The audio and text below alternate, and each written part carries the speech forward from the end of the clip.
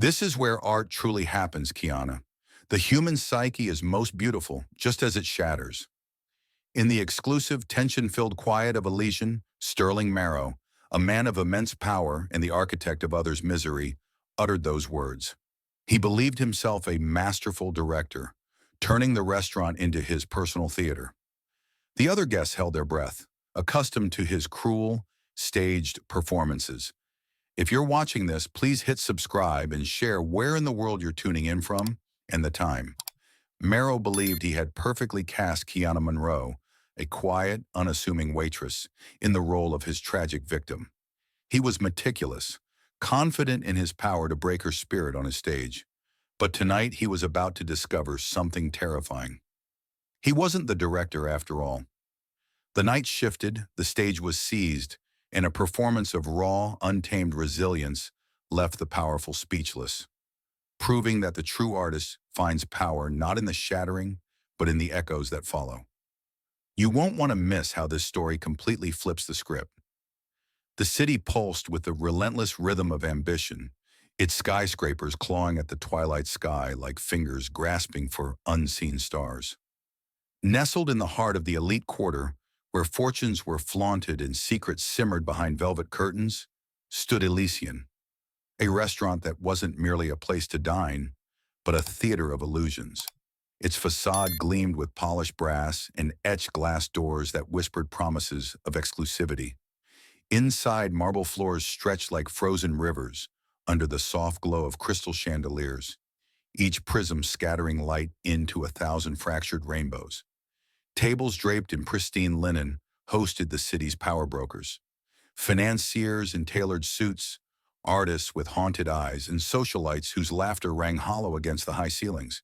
Yet beneath the opulence lurked a chill, an invisible script that dictated every movement, every glance. Elysian was no ordinary venue. It was a stage where the elite performed their roles, and the staff danced on strings pulled by unseen hands. Kiana Monroe pushed through the employee entrance that evening, the cool autumn air clinging to her like a reluctant embrace. At 28, she carried herself with the quiet poise of someone who had navigated storms others could scarcely imagine. Her deep mahogany skin glowed under the fluorescent lights of the back hallway, her dark curls pulled into a neat bun that framed eyes sharp with unspoken stories. Born in a neighborhood where dreams were bartered for survival, Kiana had clawed her way through underpaid gigs, bartending in dive bars, tutoring kids in crumbling schools, all while nurturing a secret passion for poetry that bloomed in the margins of her notebooks. Words were her armor, her escape, weaving tapestries from the fragments of a world that often overlooked women like her.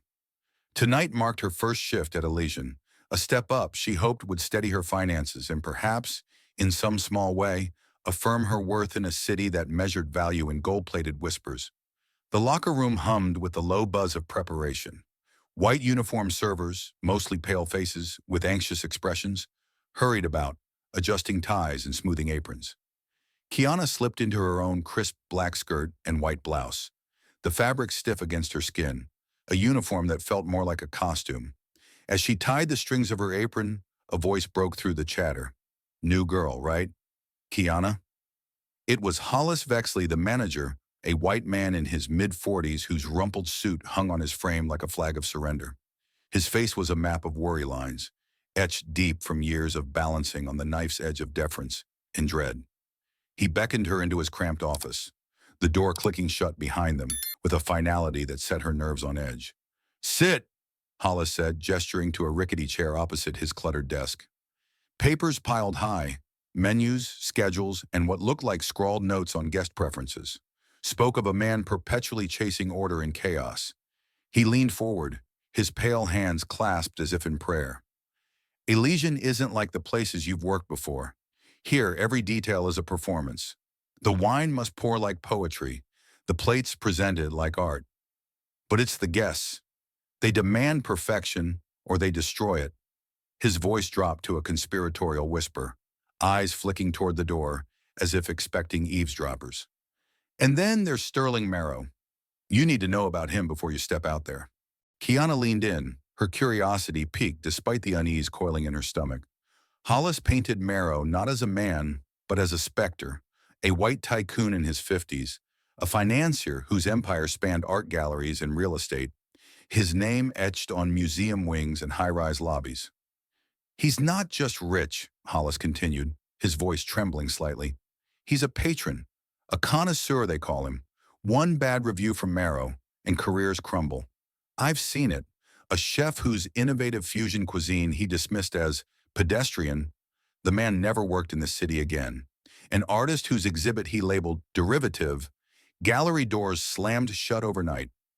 Marrow doesn't dine, he dissects.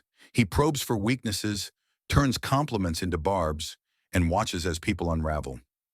Elysian is his playground, and we're all actors in his little dramas. The words hung in the air, heavy as the scent of aged oak from the wine cellar nearby. Kiana felt a shiver trace her spine, but she met Hollis's gaze steadily. "Why tolerate it?" she asked, her voice soft but edged with the resilience honed from years of facing down condescension in boardrooms and back alleys. Hollis sighed, rubbing his temples. "Because his influence brings in the crowds. One endorsement from him and reservations book out for months. But cross him, and it's not just your job. It's your name, smeared across whispers in every elite circle." He paused, his eyes searching hers for understanding. "Just serve with a smile, anticipate his whims, and never ever challenge him. Survival here means playing the part." As Hollis dismissed her, Kiana stepped back into the hallway, the weight of his warnings settling like a fog. The kitchen buzzed with activity, chefs barking orders over sizzling pans, the aroma of truffle oil and seared foie gras mingling in the steam. She joined the line of servers for the pre-shift briefing, standing among her white colleagues who exchanged furtive glances. One, a lanky young man named Elias with freckled skin and nervous energy, leaned close as they polished silverware. "Hollis tell you about Marrow?" he murmured, his voice barely audible over the clatter. Kiana nodded, and Elias's eyes widened. "It's not exaggeration. Last month, he toyed with a sommelier, questioned every pairing until the guy cracked, spilled a decanter right on the table. Marrow just smiled like it was all part of his show. The poor bastard was fired on the spot. Marrow doesn't want perfection. He wants the cracks. He feeds on them." Another server, a woman in her 30s with sharp features and a tight bun, chimed in from across the table. "I've seen him reduce hosts to tears with a single comment on their posture. Calls it aesthetic critique, but it's cruelty, plain and simple. And Hollis? He just bows and scrapes, terrified of losing Marrow's favor." The group fell silent as the head chef called for quiet, but the undercurrent of fear lingered, threading through the air like smoke. Kiana absorbed it all, her mind racing. She had faced bullies before, landlords who sneered at her late rent, bosses who dismissed her ideas with patronizing smiles. But this felt different, more insidious. Marrow wasn't a brute. He was a maestro of manipulation, orchestrating discomfort for his private amusement. Tying her apron with deliberate care, Kiana stepped onto the dining floor for the first time. The room enveloped her in its gilded embrace, candles flickering on tables where diamonds sparkled on manicured hands. Laughter tinkled like crystal, but she sensed the fragility beneath. The way servers glided with practiced invisibility, eyes downcast to avoid drawing attention.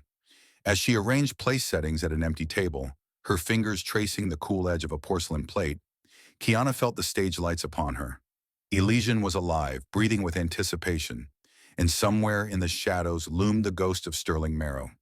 His reputation hung over the room like a storm cloud, promising thunder. Yet in her chest a quiet resolve stirred. She had survived worlds harsher than this. Whatever script awaited, she would read it with her own voice. The evening unfolded slowly, guests arriving in waves of perfume and privilege.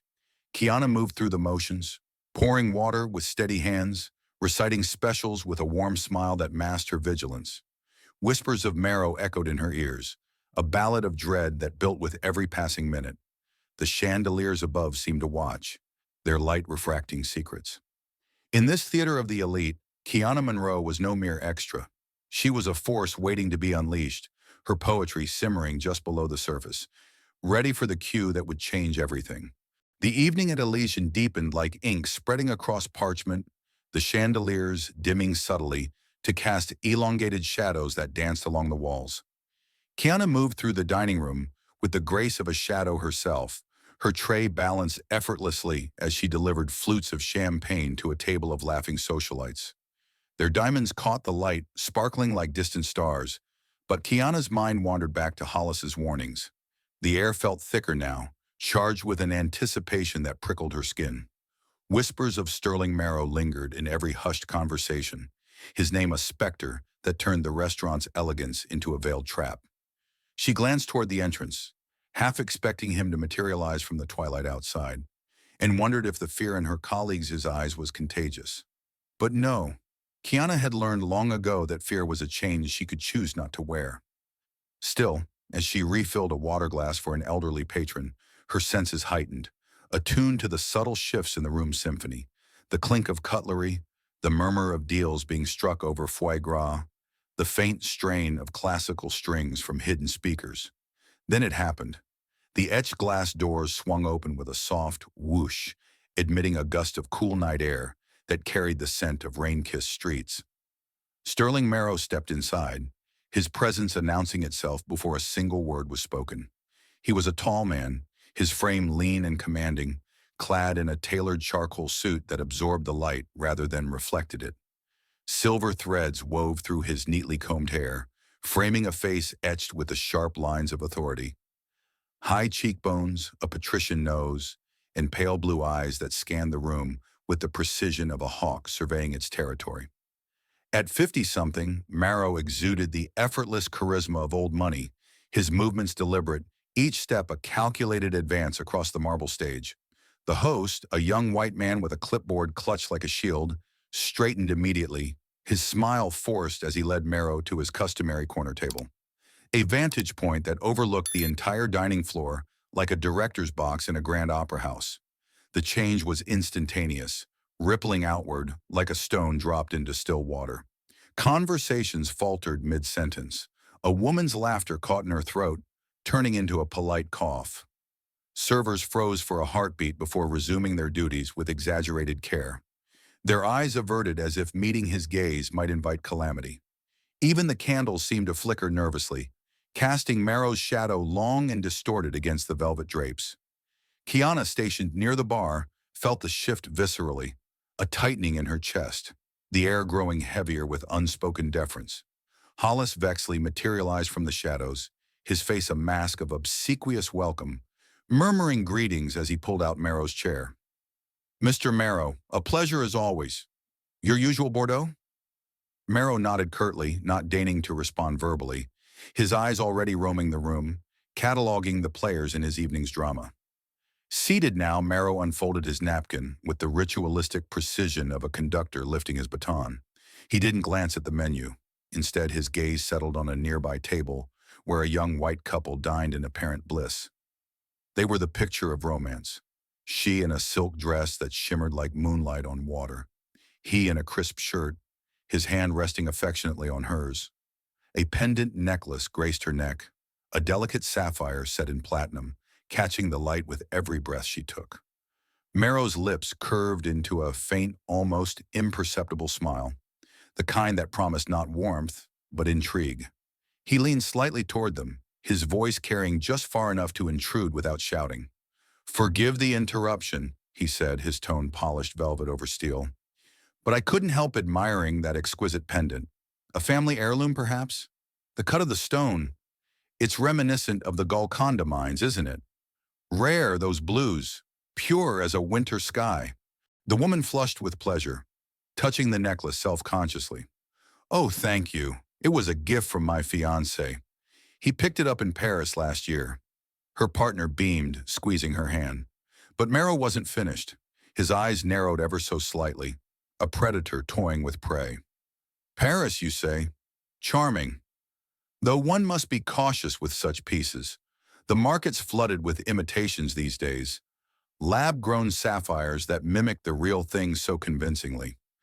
Not that yours is, of course," he added with a chuckle that didn't reach his eyes. "But the craftsmanship, there's a telltale flaw in the facets if you look closely under the light. Here, allow me." He gestured for her to lean forward, and she did hesitantly, holding the pendant up as he examined it with feigned expertise. Kiana watched from afar, her tray forgotten in her hands as the scene unfolded. The woman's smile faltered, a seed of doubt planted in the fertile soil of her joy. Her fiancé shifted uncomfortably, his protective arm around her shoulders tightening. "It's authentic," he interjected, his voice a touch too defensive. "From a reputable jeweler." Marrow leaned back, waving a dismissive hand. "Oh, undoubtedly. But authenticity is such a fragile thing, isn't it? One expert's opinion can shatter illusions built over years." He sipped from the glass Hollis had hastily delivered, his satisfaction evident in the subtle upturn of his lips. The couple exchanged uneasy glances, their romantic evening now tainted by whispers of suspicion. The woman's fingers lingered on the necklace, no longer with pride but with a nagging uncertainty, while her partner forced a laugh that rang false.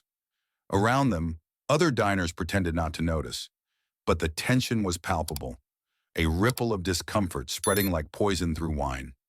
From her vantage point, Kiana pieced it together with growing clarity. This was no idle conversation. It was a performance, meticulously directed by Marrow to elicit exactly this response.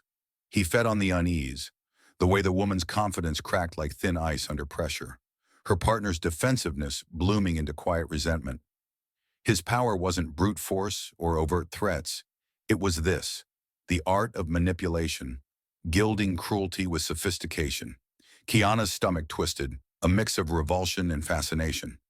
She had encountered men like him before, patrons in lesser establishments who wielded tips like weapons. But Marrow elevated it to a symphony of subtle torment. As he turned his gaze toward the rest of the room, his eyes briefly meeting hers across the expanse, Kiana felt a chill. Was she next in his script? Hollis caught her staring and shook his head imperceptibly, a silent plea to stay invisible. The night wore on, the dining room a cauldron of restrained energy. Marrow ordered his meal with clipped commands. A rare steak, no sauce, paired with a vintage he deemed barely adequate, and the kitchen scrambled to comply. Kiana navigated her tables with heightened awareness, her poetry simmering in her mind like a counterspell. Lines formed unbidden. In gilded cages, shadows play. Directors weave their dark ballet. Yet she kept her composure, observing how the staff orbited him like moons around a distant planet, drawn by gravity but wary of collision. The couple at the nearby table finished their meal in strained silence, the necklace now tucked beneath her collar, hidden from view.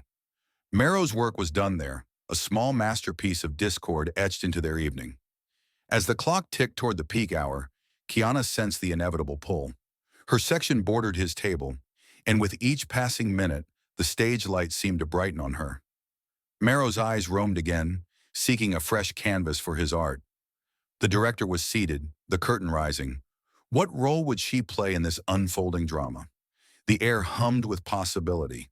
The restaurant's elegance now a facade cracking under the weight of one man's gaze.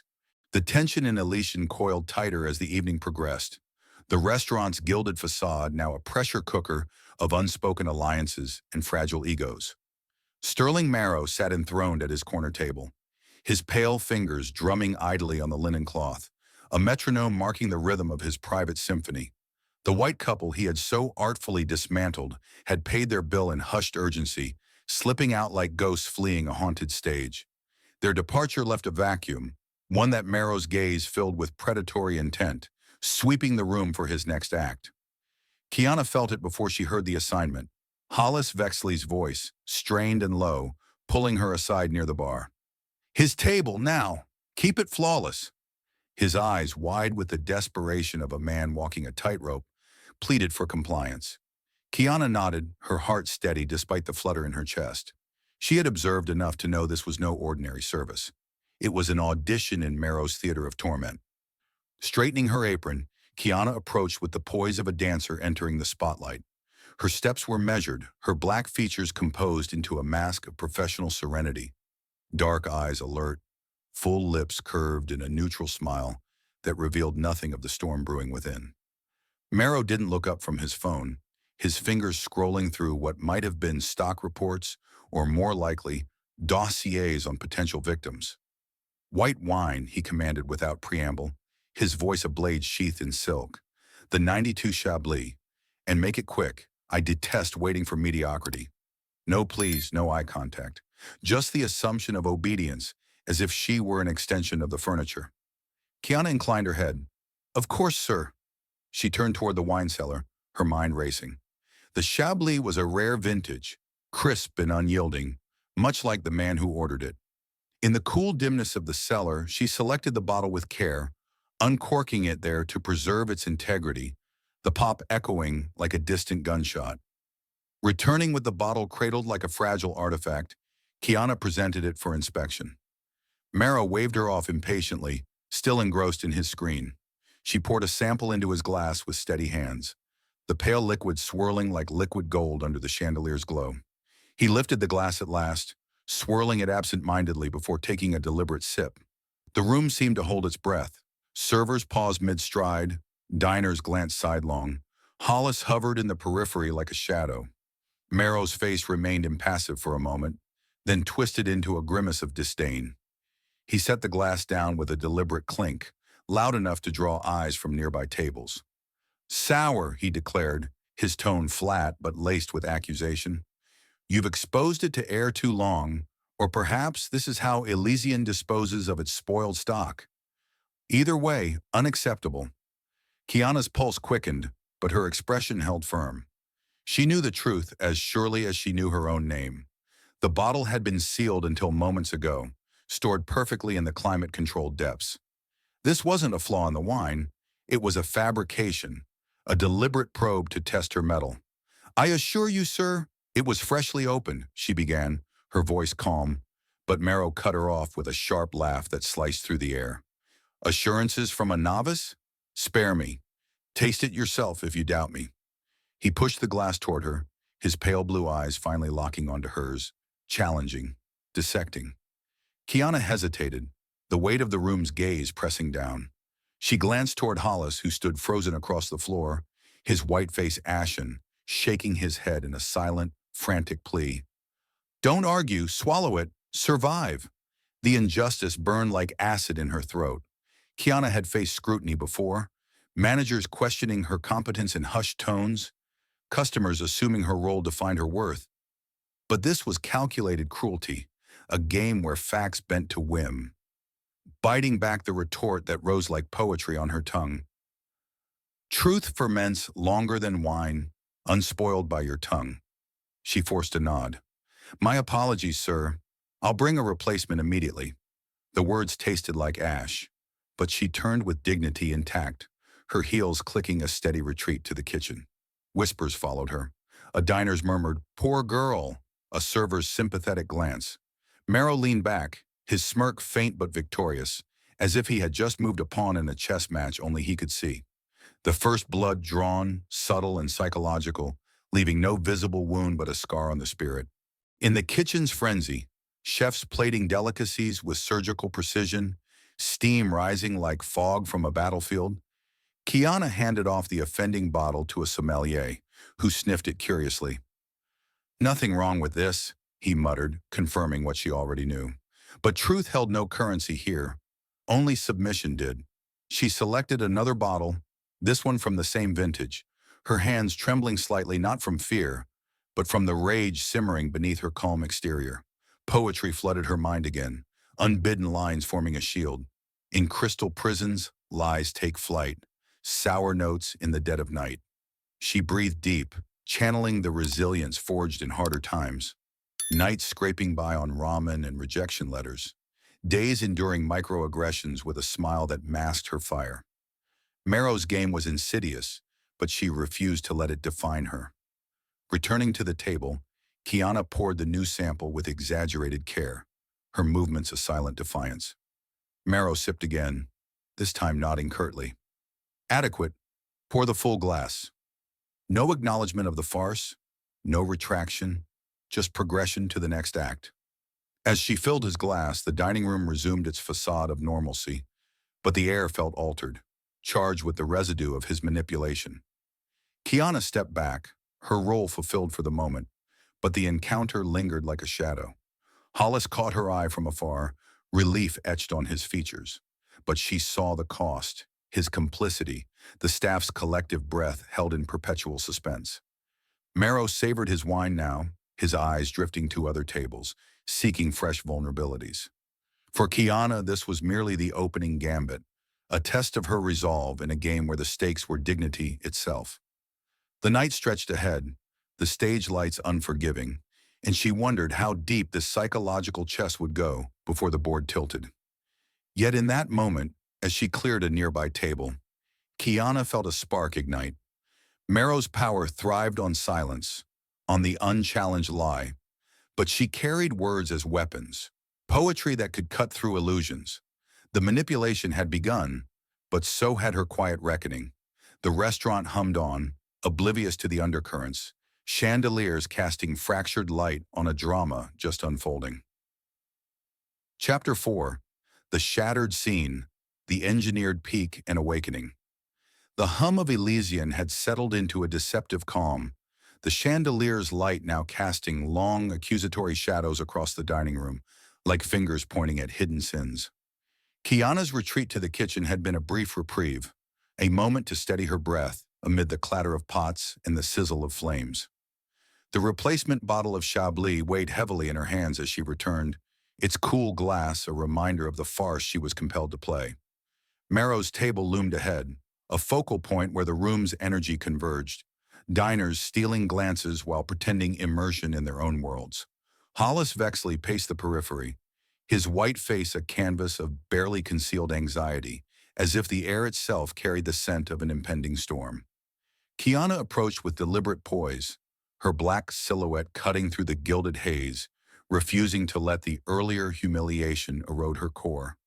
She had swallowed the lie once. Now she poured resolve into every step. Marrow looked up this time, his pale eyes appraising her, like a collector examining a flawed gem. "Ah, the second attempt," he murmured, his voice dripping with mock benevolence. "Let's hope you've learned from your error."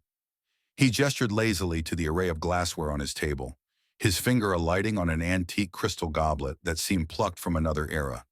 Thin as parchment, etched with delicate filigree that caught the light in fragile webs. It was no ordinary vessel. Its fragility screamed intention, a prop begging to be broken. "Use this one," he commanded, leaning back with the air of a maestro cooing the crescendo. Kiana's instincts flared, a warning bell tolling in her mind. This was an escalation, a deliberate snare. She lifted the goblet carefully, its weight feather-light, almost ethereal, and positioned it under the bottle's lip. The room's murmur faded to a hush, as if the collective breath of Elysian anticipated the script's next line. With steady hands, Kiana began to pour, the wine cascading in a golden stream that swirled gracefully into the goblet. The liquid rose, inch by inch, its surface shimmering like a captured sunrise. Time stretched, the moment suspended in crystalline tension. Then, in a blur of accident, Marrow's hand shifted, subtle, deniable, his fingers brushing a silver fork at the table's edge. The utensil skittered forward with a sharp, metallic ring, a sound that pierced the silence like a starter's pistol. Kiana's focus fractured for an instant, her grip loosening against the unexpected jolt. The goblet slipped, tumbling from her fingers in slow, agonizing motion. Crash! It struck the marble floor, exploding into a constellation of shards that scattered like fallen stars, wine splashing in erratic arcs across the polished surface. Droplets flecked Kiana's uniform, staining the white blouse in haphazard patterns, an abstract painting of engineered chaos. The dining room froze into a tableau of shock. Forks halted midair, conversations severed like cut strings, eyes wide and riveted on the wreckage. A gasp rippled through the white patrons, one woman's hand flying to her mouth, another's wineglass trembling in her grasp. Hollis surged forward from the shadows, his steps frantic, but the damage was done. Marrow's face, oh, his face, it bloomed with a satisfied smirk, subtle yet triumphant, the expression of an artist beholding his masterpiece. His pale features relaxed into contentment, as if the shatter had released some pent-up tension within him. He had orchestrated this perfectly. The clumsy waitress, the priceless antique reduced to fragments, the public spectacle of failure. "Such a pity," he drawled, his voice carrying just enough to ensure the room heard. That goblet was irreplaceable. Venetian, 18th century. But accidents happen, especially to the unprepared. The implication hung heavy. Her fault, her incompetence, broadcast for all to judge. Kiana stood amid the debris, wine soaking into her shoes, shards glinting at her feet like accusing eyes. Humiliation burned hot in her veins, a fire that threatened to consume. But no, it refined instead. The room's gaze pressed upon her, a weight of pity and schadenfreude from the elite who dined on such dramas. She could feel Hollis's approach, his whispered apologies already forming, ready to whisk her away like a discarded prop. Marrow's smirk deepened, expecting tears, stammered excuses, the sweet surrender of a broken spirit. But in that suspended instant, as the silence stretched taut as a bowstring, something shifted within Kiana. The shockwave of the shatter cleared the fog, revealing the truth in stark relief. This was no mishap.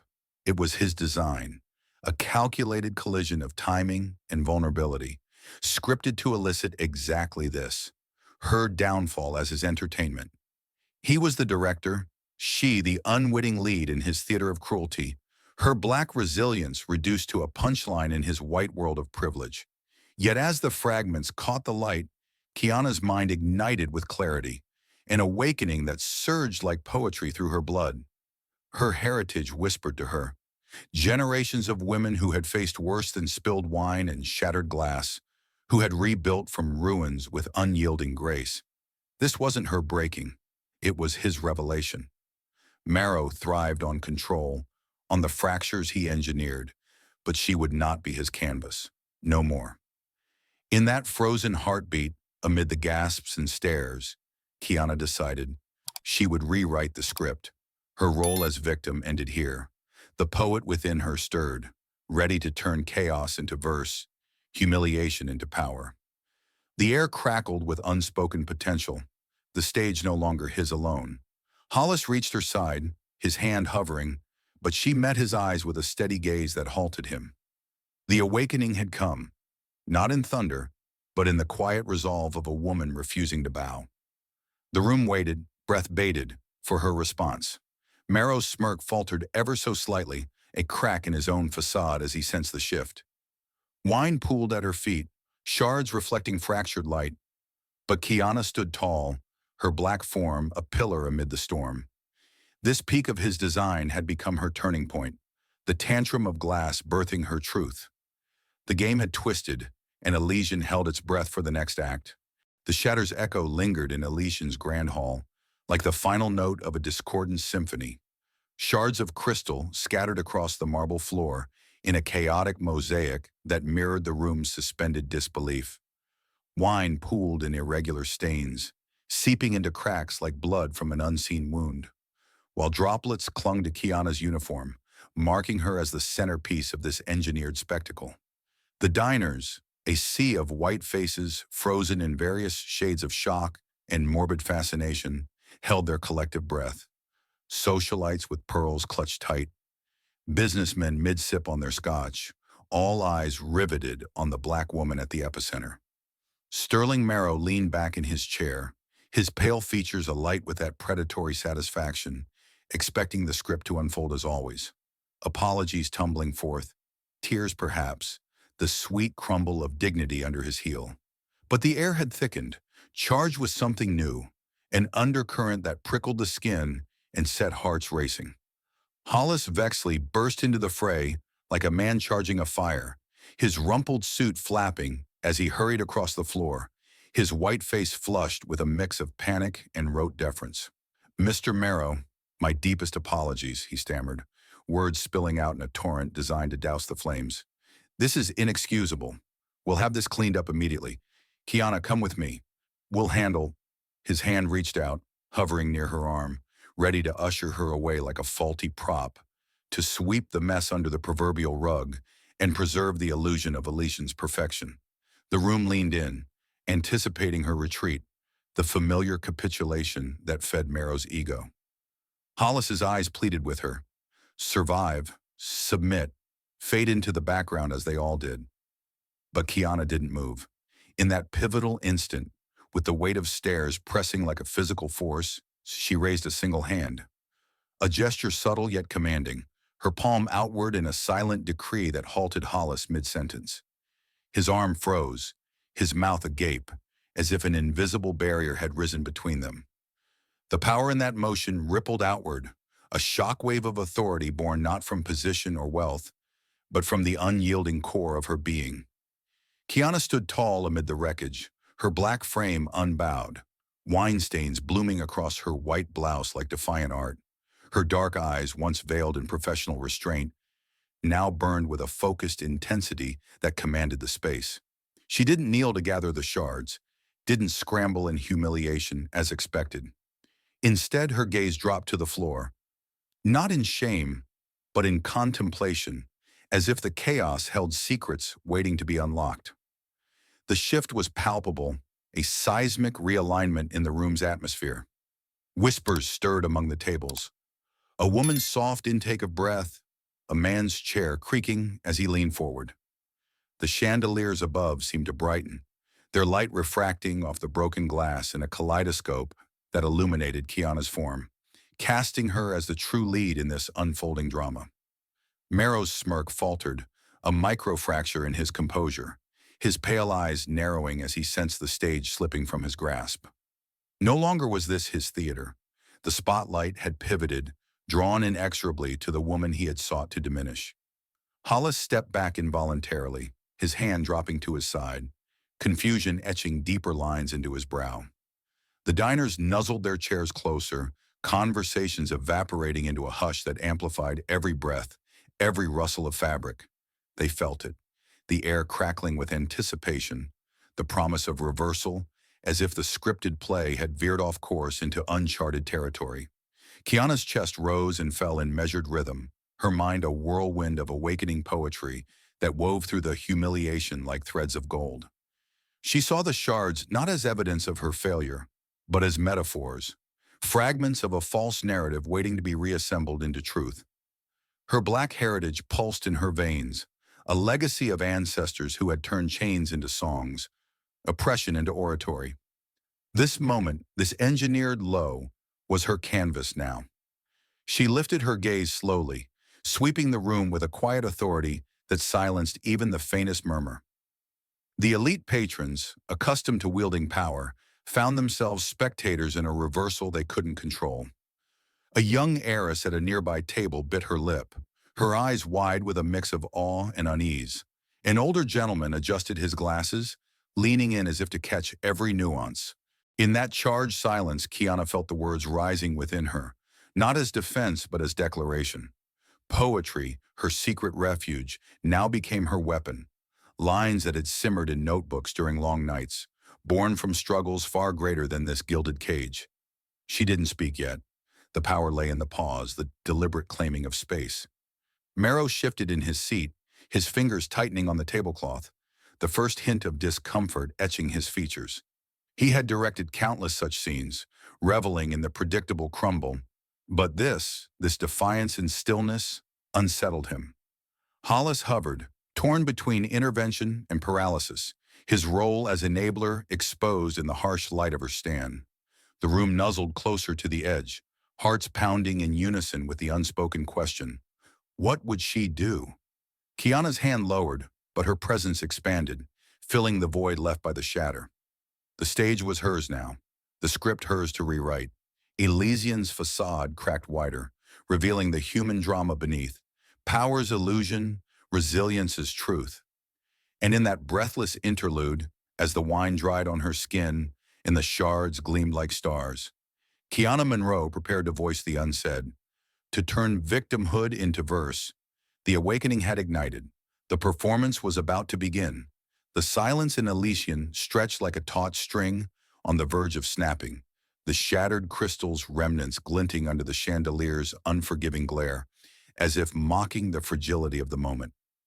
Kiana Monroe stood at the heart of it all, her black form a beacon amid the chaos, wine stains mapping her blouse like battle scars earned in a war of wills. The diners leaned forward in their seats, a captive audience to this unscripted turn. white faces etched with a cocktail of curiosity, discomfort, and reluctant admiration. Hollis Vexley remained rooted in place, his outstretched hand forgotten, his managerial authority eclipsed by the raw power emanating from the woman he had dismissed as mere staff. Sterling Marrow, for the first time that evening, sat forward, his pale composure cracking like the goblet at their feet. His eyes, those cold blue orbs that had dissected so many before, now betrayed a flicker of uncertainty, a director sensing his actors ad-libbing lines he hadn't approved. Then Kiana's voice broke the hush. Not a whimper, not a plea, but a resonant timbre that filled the room like the opening strains of a forbidden area. It was clear, unwavering, shedding the subservient cadence of a waitress and embracing the cadence of a poet unchained. Wine and crystal, she began, her words weaving through the air with deliberate grace, each syllable a thread pulling the narrative taut. A portrait painted by silence and a calculated crash. Beautiful, Mr. Marrow, like a star's fleeting arc or a vow broken in two. The room inhaled sharply, the simplicity of her opener belying its depth, transforming the mess at her feet into metaphor. Diners exchanged glances, a socialite's fork clattering forgotten to her plate, a financier's wineglass hovering midair. Kiana's dark eyes locked onto Marrow's, unflinching, her black features radiating an authority that transcended the uniform clinging damply to her skin. She continued, her voice gaining momentum, rolling like thunder over a parched plain. You are an artist of such moments, seeking beauty in others' fractures. You set the stage, script the lines, and await the curtain of tears and apologies. The accusation hung heavy, laced with a subtle irony that sliced deeper than outright rage. Marrow's fingers tightened on his napkin, his smirk evaporating into a thin line of tension. He had orchestrated humiliations before, but never had a victim turn the spotlight inward, dissecting his methods with surgical poetry. Kiana paced a single step forward, her heel crunching a shard beneath it. A deliberate sound that punctuated her words. The elite patrons were spellbound. A young artist at a corner table nodded unconsciously, recognizing the raw creativity in her delivery, while an older matron clutched her pearls, torn between scandal and exhilaration. You believe breaking something reveals its weakness, Kiana pressed on, her tone dripping with that refined mockery, a mirror to Marrow's own velvet cruelty. But you've forgotten the essence, dear director. Shatter a bell, and its echo sings. Crack a shell, and the pearl within shines free. The metaphors landed like blows, each one reshaping the narrative from her downfall to his exposure. Hollis shifted uneasily, his white face paling further, caught in the crossfire of a revolution he hadn't foreseen. The room's atmosphere crackled, the air alive with the electricity of upheaval, whispers now buzzing like bees in a disturbed hive, phones subtly angled to capture the scene, the elite's facade of indifference crumbling under the weight of genuine drama. Bending gracefully, Kiana reached down amid the wreckage, her fingers selecting the largest shard of crystal with the care of a sculptor choosing marble.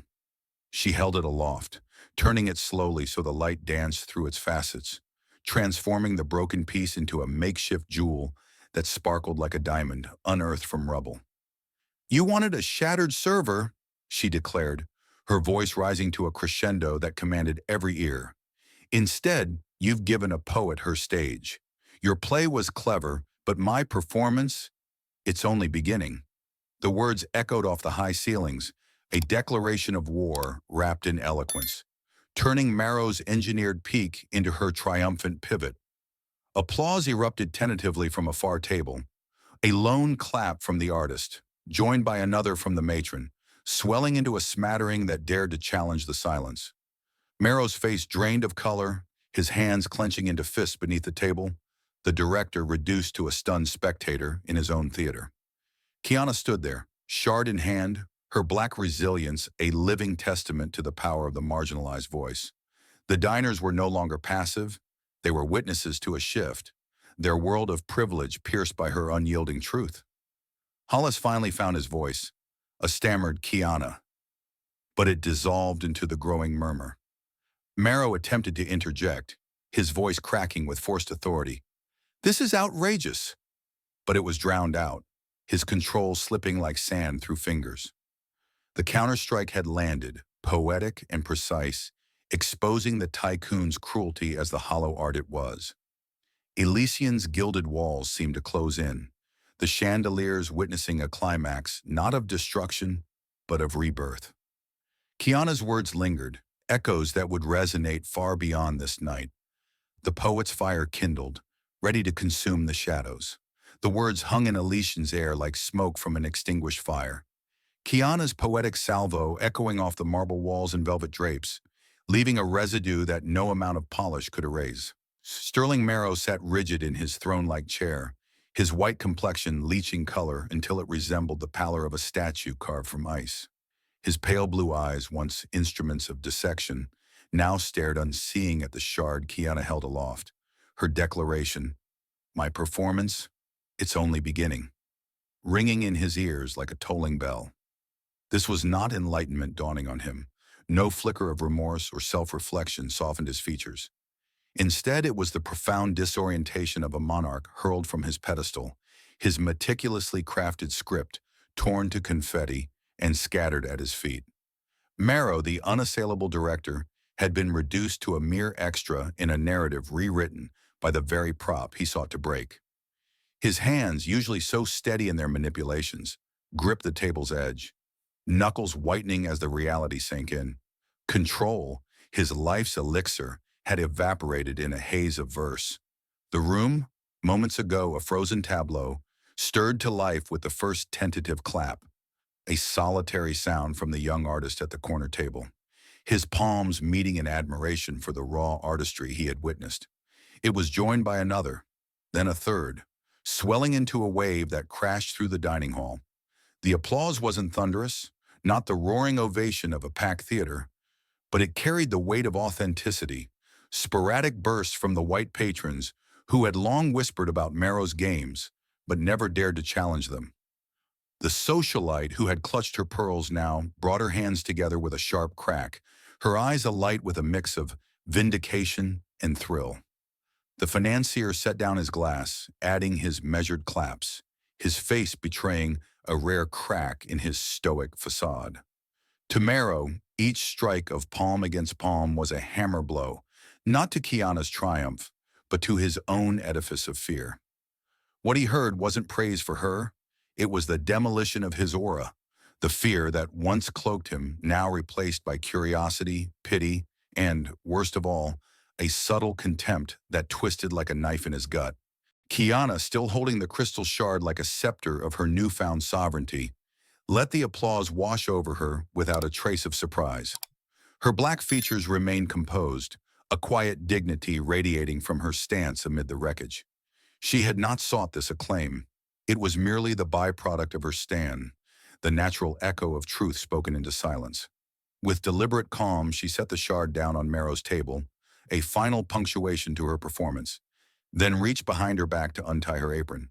The fabric whispered as it loosened, folding neatly in her hands like a shed skin. She placed it on the edge of the table, a symbolic relinquishment not just of her role, but of the chains that bound the staff to men like him. Without a word, without a backward glance at the man who had orchestrated her humiliation, Kiana turned and walked away. Her steps were unhurried, heels clicking a steady rhythm across the marble, carrying her through the parted sea of diners who watched in hushed awe. She vanished into the kitchen's swinging doors, leaving behind a void that the applause filled, but only momentarily.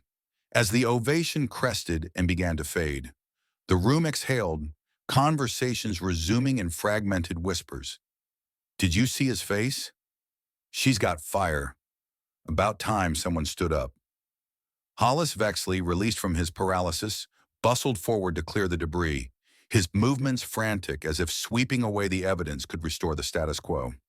But the damage to Marrow's reign was irreversible. The Tycoon stirred at last, his body moving with the mechanical slowness of a figure awakening from a trance. He rose from his chair, straightening his charcoal suit with precise tugs at the lapels, his silver hair catching the light in a mockery of his former poise. No outburst came, no venomous retort or demand for retribution. Marrow's silence was profound, a vacuum that sucked the remaining energy from the room.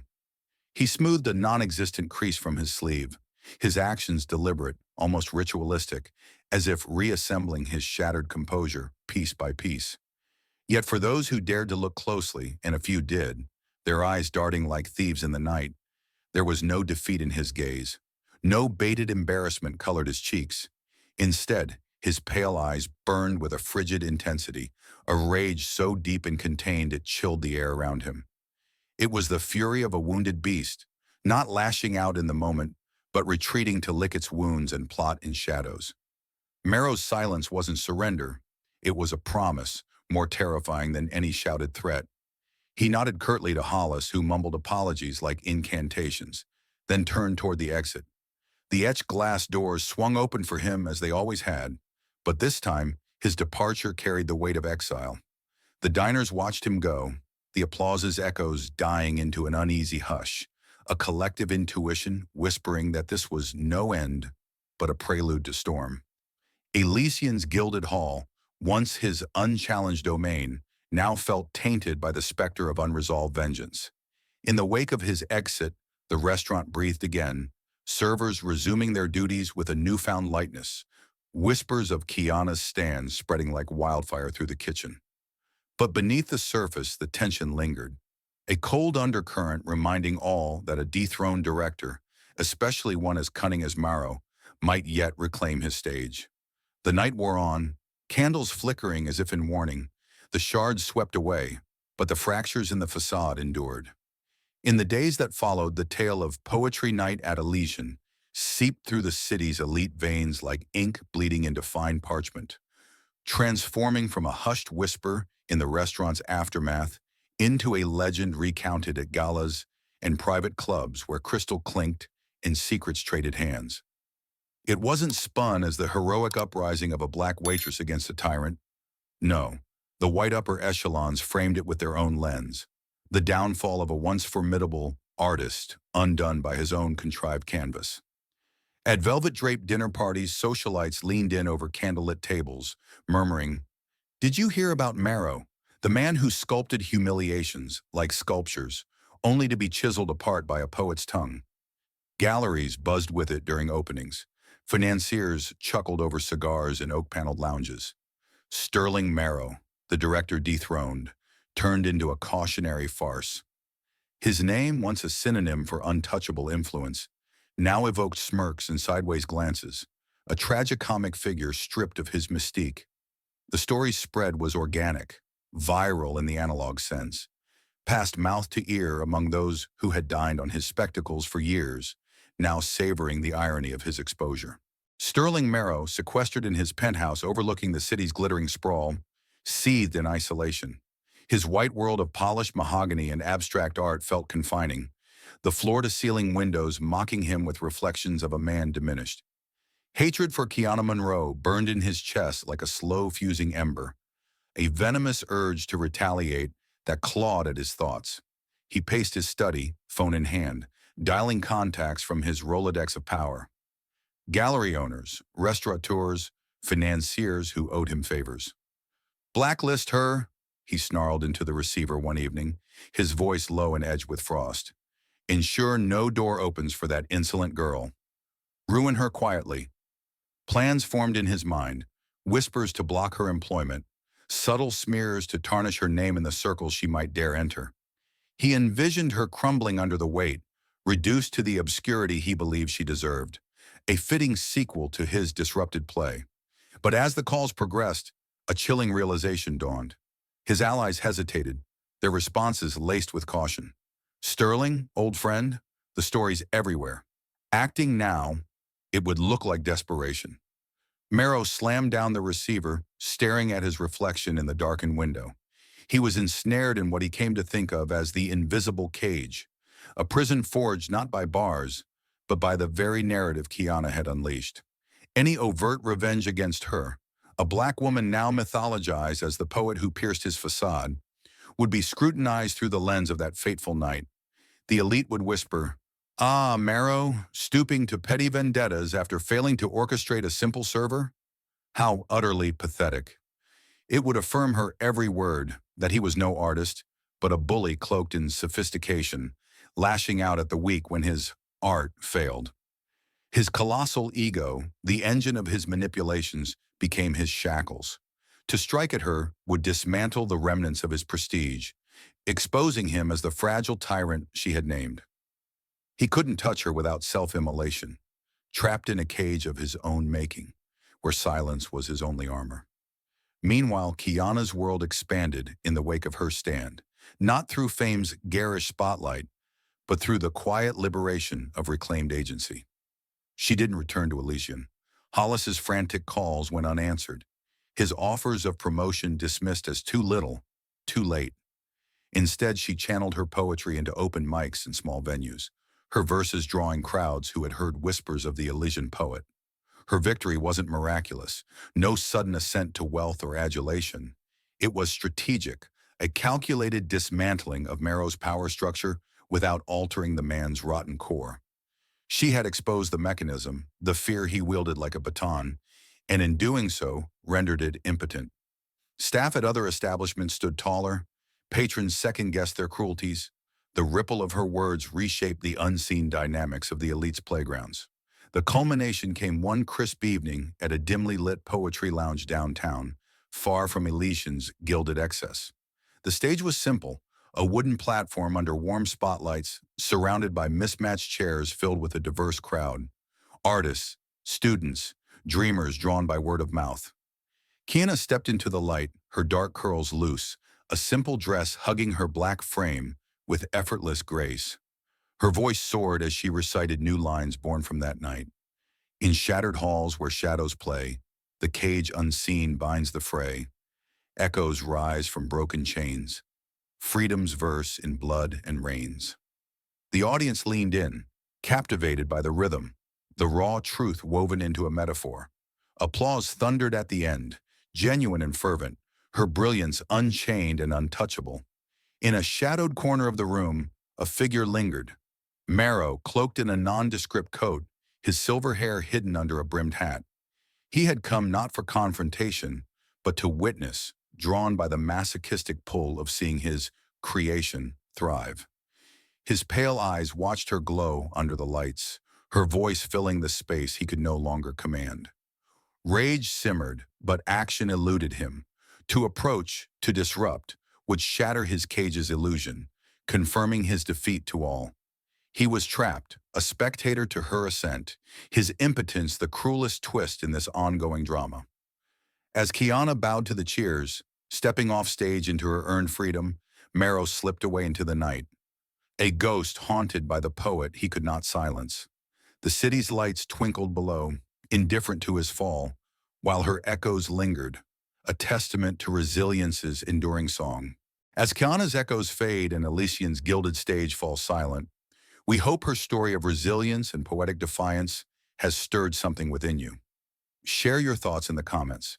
How did her stand against Marrow resonate with you? Where are you listening from, and what moments lingered in your mind? Your voices add depth to this tale, and we're grateful for every reflection you share. Thank you for joining us in this journey of courage and truth. Until next time, stay inspired, and we'll meet again for more stories that spark the soul.